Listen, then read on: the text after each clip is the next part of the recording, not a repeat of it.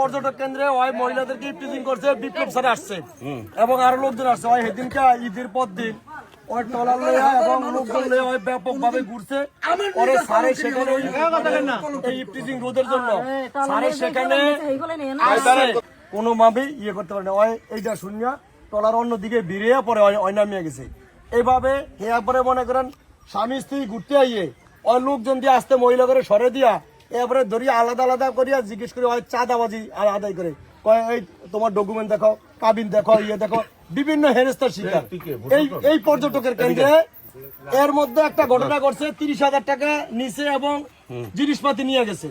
এগুলো সব ওর নেতৃত্ব হয়েছে।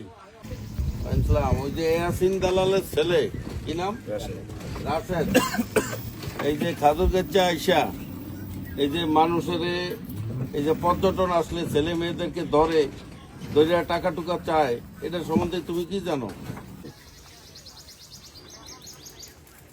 এখন তো আমি আরে পাইলাম হয় তাইলে ঘটনা সত্য।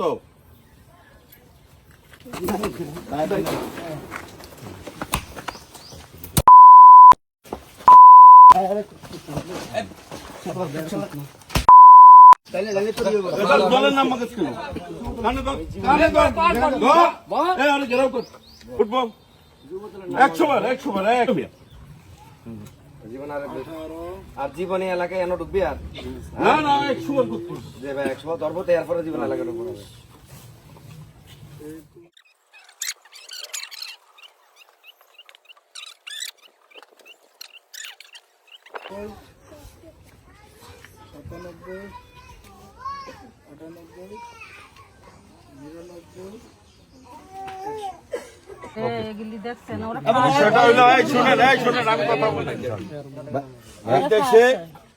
এই চরফেশনের খাদুর যাচ্ছে আপনাদের এই এলাকায়, এই যে বিভিন্ন এলাকা থেকে পর্যটক আসে, কথা খেয়াল করেন আপনারা। পর্যটক আসলে আপনাকে লাভ হয় না, আপনারা আপনি কথা বলবেন না। একজনের ব্যবসায়ী থাকলে তার বেচা কিনা হয়, একজনের যদি ট্রলার থাকে সেটা চলে। এরপর আপনার এলাকায় যারা দোকানদারি করে তাদের বেচা কিনা হয়। পর্যটক আসলে কি লাভ হয় না না হয় এটা বলেন? লাভ হয়, সবাই বলেন। যদি লাভ হয় আর যদি এরকম সন্ত্রাসী কার্যকলাপ করে, কোন সন্ত্রাসী যদি একটা মেয়ে ছেলে ঘুরতে আসে, স্বামী স্ত্রী ঘুরতে আসতে পারে, আসে না? আচ্ছা, এখানে যদি ওই মেয়েকে আটকানো হয়, ছেলেকে আটকানো হয়, তাহলে কি আর আসবে? কেউ আসবে?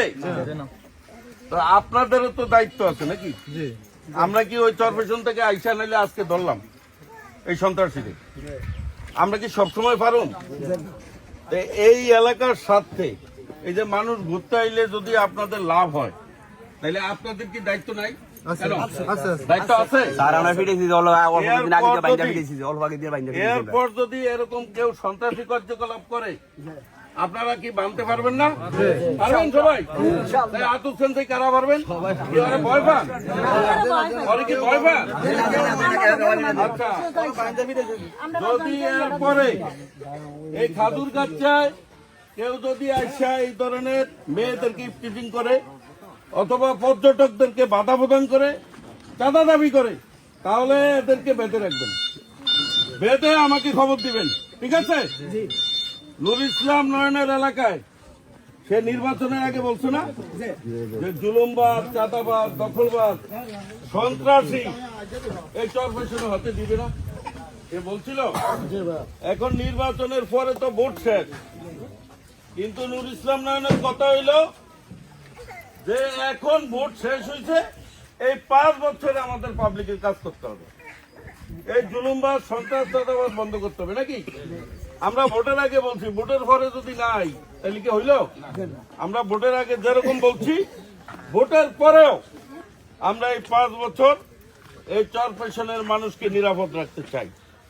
এই নিরাপদ রাখতে হইলে কি সন্ত্রাস দমন করতে হইব না? তাইলে ওরা আমি লইয়া যাই, পুলিশে দিয়ে দেবো। এই শোনো, হ্যাঁ আমরা লাইব্রেরিটি নিমু এবারের মতো ছেড়ে দেব। ভাই আমি একটু কথা বলি। আচ্ছা কথা বললো না ভাই। এর কোনো অন্যায় অপরাধ করে তোলার পরে তো ধরুম আর বাবা আরে ভাই কথা বললো না, আপনি দায়িত্ব নিবেন। আচ্ছা আপনি নিবেন। এই যাই দাঁড়ান। আরে ভাই দাঁড়ান না, আমরা তো মুখ আমি বলছি। আচ্ছা কে কে দায়িত্ব নিচ্ছেন? আপনারা দায়িত্ব নিচ্ছেন? আমরা দায়িত্ব নিচ্ছি। এই রহনা জি, ওই যে অগর থেকে টাকা নিছে, এই টাকা দিবে কে? আচ্ছা মহিলাদের কাছে টাকা নিছে, এই টাকা দিবে কে? আমি তো কোনো দোষ না। আরে ভাই কিছু হয় তাইলে কিন্তু আপনারা দলের হিসাবে দায়িত্ব থাকবে। তাইলে কিন্তু আপনাকে বিরুদ্ধে আমরা সাংগঠনিক ব্যবস্থা নেব। এই দায়িত্ব আপনি নিছেন ইনশাআল্লাহ। ঠিক আছে, যান। আপনার সম্মানার্থে আমি ছেড়ে দিলাম।